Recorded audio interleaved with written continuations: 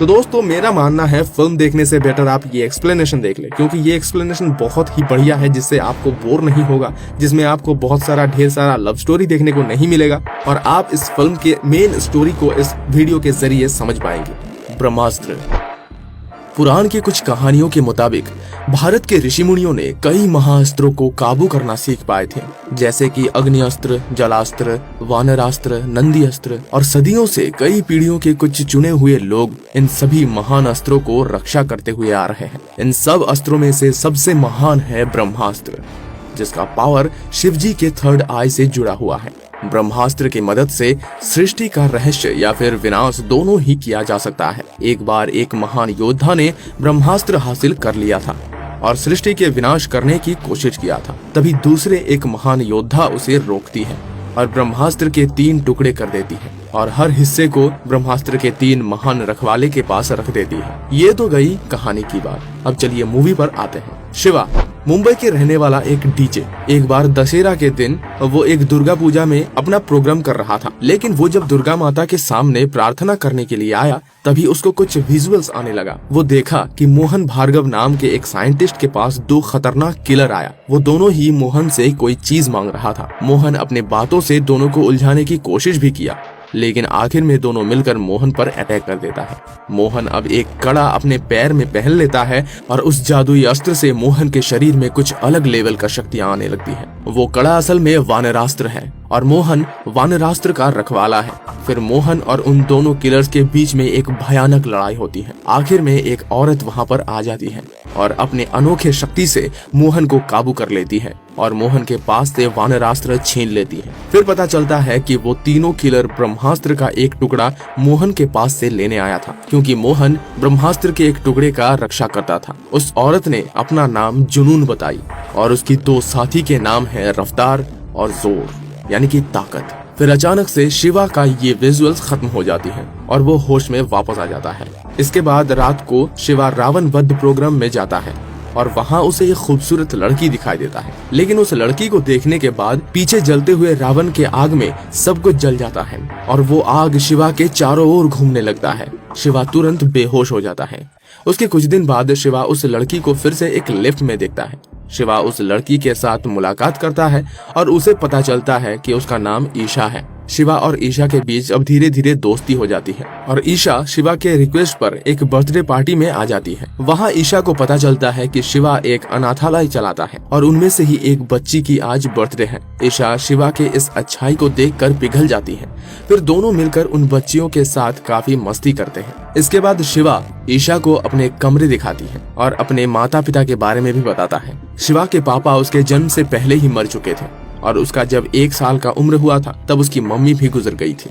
शिवा का इस emotional moment पर उसका साथ देने के लिए ईशा ने शिवा का हाथ पकड़ लेता है। तभी अचानक बाहर से कुछ आग की शक्तियां दोनों की तरफ बढ़ने लगता है। शिवा को फिर से विजुअल्स दिखाई देता है और उसको दौरा आने लगता है। शिवा देखता है कि लगातार 4 दिन लड़ाई के बाद जुनून और उसके साथियों ने मिलकर मोहन को पूरी तरह से बंदी बना लिया है और उससे ब्रह्मास्त्र के बाकी टुकड़ों के बारे में पूछ रही है। मोहन बताया कि ब्रह्मास्त्र का एक टुकड़ा उनके दोस्त महान आर्टिस्ट अनीश शेट्टी के पास है और अनीश अभी वाराणसी में है और तीसरा हिस्सा एक गुरुजी के पास है, लेकिन गुरुजी के पहचान और ठिकाना बताने से पहले ही मोहन बैल्कनी से कूदकर सुसाइड कर लेता है। शिवा का होश भी इसी के साथ वापस आ जाता है। शिवा फिर ईशा का पता ढूंढ कर निकालता है और काली पूजा के पंडाल पर उससे जाकर मिलता है, लेकिन वहाँ एक न्यूज़पेपर से उसे पता चला कि जाना माना साइंटिस्ट मोहन भार्गव ने पिछली रात सुसाइड कर लिया। शिवा ने इस न्यूज को क्रॉस चेक करने के लिए इंटरनेट पर एक न्यूज चैनल देखा। उस चैनल ने भी सेम न्यूज दिखाया। फिर शिवा को यकीन हो जाता है कि वो जो विजुअल्स देख रहा है वो असल में हो रहा है।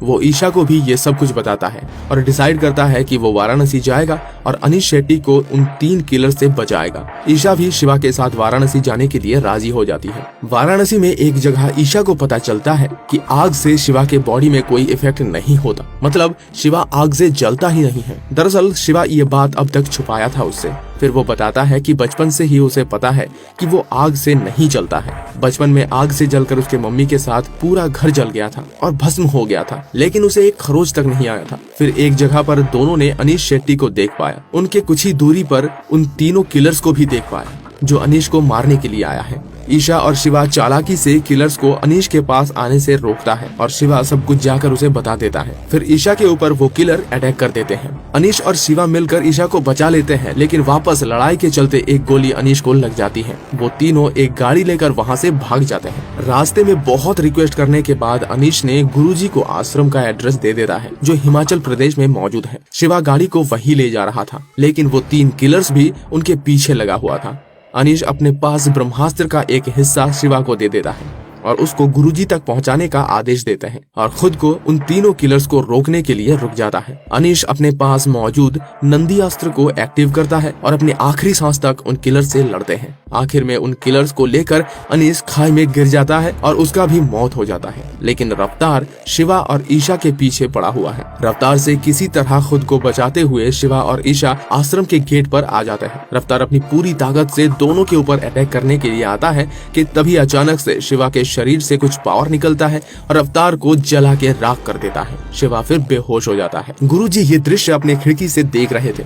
वो तुरंत शिवा और ईशा को आश्रम के अंदर ले आते हैं। अगले दिन शिवा को पता चलता है कि आश्रम के सारे मेंबर्स के पास कुछ न कुछ खास किस्म का अस्त्र जरूर है। गुरुजी शिवा को बताते हैं शिवा के पास अग्नि अस्त्र है और वो उसे कंट्रोल करना सिखाएंगे, लेकिन शिवा इन सब चीजों से दूर रहना चाहता है, इसलिए वो ब्रह्मास्त्र का दूसरा हिस्सा गुरुजी को देकर वहाँ से चले जाने का फैसला लेता है। गुरुजी फिर शिवा को बताता है कि शिवा के माता पिता भी आश्रम का मेंबर्स थे और उनके मौत के कारण गुरुजी को मालूम है। अगर शिवा वहाँ रुक जाए तो गुरुजी उसे पूरी कहानी बताएंगे। शिवा वहाँ रुकने का फैसला लेता है। शिवा को बीच बीच में कुछ विजुअल्स आने लगते हैं जहाँ वो देख पाता है कि जुनून अपने गुरु के लिए ब्रह्मास्त्र हासिल करना चाहती है और उसके गुरु के पास बहुत सारा अस्त्र मौजूद है। ईशा को किसी सुरक्षित जगह भेजकर शिवा अपने ट्रेनिंग स्टार्ट कर देता है, लेकिन वो अपनी ताकत को सही तरीके से काबू नहीं कर पा रहा था। बहुत सोचने के बाद शिवा को समझ में आ जाता है कि ईशा जब भी उसके करीब आती है तभी अस्त्र काम करता है। गुरुजी फिर शिवा को समझाता है कि अस्त्र सिर्फ सच्चा प्यार से ही काम करता है। फिर शिवा अपने पास ईशा को इमेजिन करता है और अग्नि अस्त्र को काबू करना सीख जाता है। उसी रात जुनून को ईशा का ठिकाना मिल जाता है और वो उसी रात ईशा के ऊपर अटैक कर देती है। आश्रम के बाकी मेंबर्स मिलकर लड़ाई करते हैं और ईशा को बचा भी लेते हैं। जुनून अब आश्रम का पता ढूंढ निकालने के लिए पास के एक गाँव के सारे लोगों को अपने वश में कर लेती है और आश्रम को ढूंढने लगती है। गुरुजी शिवा को एक कहानी सुनाते हैं। आज से 30 साल पहले ब्रह्मास्त्र का मठ समुद्र के बीच एक द्वीप में था और तब ब्रह्मास्त्र टुकड़ों में नहीं था, लेकिन मठ का एक वीर देव ब्रह्मास्त्र को हासिल करना चाहता था। देव अग्नि अस्त्र का मास्टर था, लेकिन साथ ही कई अस्त्र पर देव काबू पाया था। देव एक दिन अग्नि अस्त्र से ब्रह्मास्त्र को जगाया और विश्व को तबाह करने आ गया, लेकिन तभी उसे रोकने के लिए आश्रम और एक शिष्या आगे आई। उनका नाम है अमृता। लगातार 1 हफ्ते की भयानक लड़ाई के बाद अमृता ने ब्रह्मास्त्र के 3 टुकड़े कर दिए और देव का अग्नि अस्त्र भी शांत कर दिया। उस लड़ाई के बाद आश्रम उस द्वीप के साथ समुद्र के अंदर चला गया। लोगों का मानना है कि अमृता और देव भी उसी लड़ाई के बाद मर गए थे। फिर आश्रम हिमाचल में आ गया और अमृता अपने बोट पर ब्रह्मास्त्र के 2 टुकड़े इस आश्रम में भेज दिए। लेकिन गुरुजी का मानना है अमृता लड़ाई के बाद भी जिंदा थी और वो उस समय प्रेग्नेंट थी। बाद में उसका एक बेटा भी हुआ और अमृता और गुरु एक दूसरे से प्यार भी करते थे और गुरुजी को शिवा के अग्नि अस्त्र में देव का परछाई भी दिखाई देता है, यानी कि अमृता और देव का बेटा है शिवा, इसलिए उसके पास बचपन से ही अग्नि अस्त्र का शक्ति है। शिवा फिर सबको बताता है कि देव भी जिंदा है और जुनून उसके लिए ही ब्रह्मास्त्र हासिल करना चाहती है। फिर अपनी माँ के एक शंख के ऊपर अपना खून चढ़ाता है और उस शंख के अंदर ब्रह्मास्त्र का तीसरा हिस्सा भी मिल जाता है, यानी कि ब्रह्मास्त्र का तीसरा हिस्सा अमृता ने अपने पास रखी थी। अब गुरुजी शिवा और ईशा सभी आश्रम मेंबर को लेकर वहाँ से जा रहे थे कि तभी जुनून अपने सेनाओं के साथ उन पर अटैक कर देती है। सभी लोग उनसे लड़ पड़ते हैं। लड़ाई चलते हुए जुनून को ब्रह्मास्त्र के 2 हिस्सा मिल जाता है और तीसरा हिस्सा को पाने के लिए शिवा के साथ उसकी लड़ाई होती है, लेकिन शिवा उस तीसरे हिस्से को अपने साथियों की मदद से जुनून से दूर रखता है। लेकिन आखिर में एक छोटे बच्चे को मारकर जुनून तीसरा हिस्सा हासिल कर लेती है और तीनों हिस्सों को फिर से जोड़ देती है। इससे ब्रह्मास्त्र फिर से जग जाता है और जुनून भी तबाह हो जाती है। पृथ्वी का विनाश फिर से शुरू हो जाता है। सभी समझने लगते हैं कि अब सभी मरने वाले हैं, लेकिन शिवा ईशा से वादा करता है कि कोई नहीं मरेगा। शिवा अपनी पूरी ताकत लगा देता है और आखिर में अपने पावर से ब्रह्मास्त्र को वो फिर से शांत कर देता है। शिवा अब इतना पावरफुल हो गया था कि वो बिना चिंगारी के भी आग निकाल सकता था, लेकिन दूसरी तरफ ब्रह्मास्त्र को दोबारा जगाने पर देव को भी अपना शक्ति वापस मिल गया था और वो फिर से